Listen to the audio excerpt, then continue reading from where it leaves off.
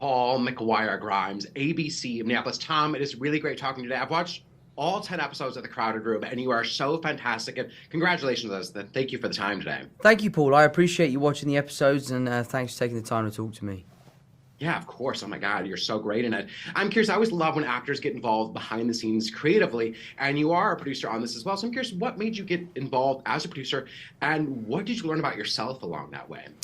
To be perfectly honest with you, I think the reason I wanted to be a producer was because the subject matter and the character was so daunting. I wanted to be able to protect myself should I needed to. I never had to. The studio were great. They were supportive. The other producers were fantastic.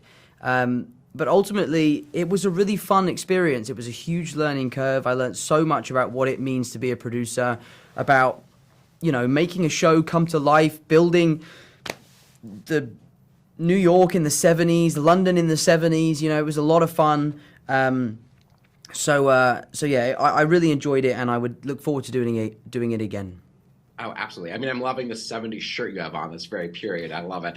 Can you talk about the research that you did without getting into too many spoilers? What research did you did, and what kind of hit you the hardest as you were kind of learning about this environment?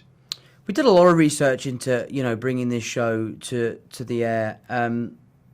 It was very important to us as soon as we started doing research that we told this story authentically, but more importantly, that we told it in a sensitive manner.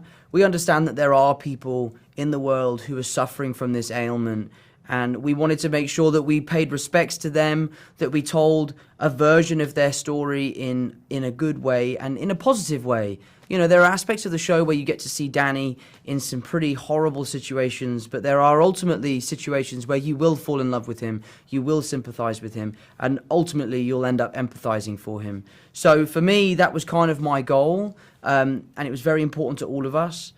I hope that we've achieved it. Only time will tell from when the world sees it, but I'm feeling pretty good about it. Good. I will tell you that I was always rooting for Danny.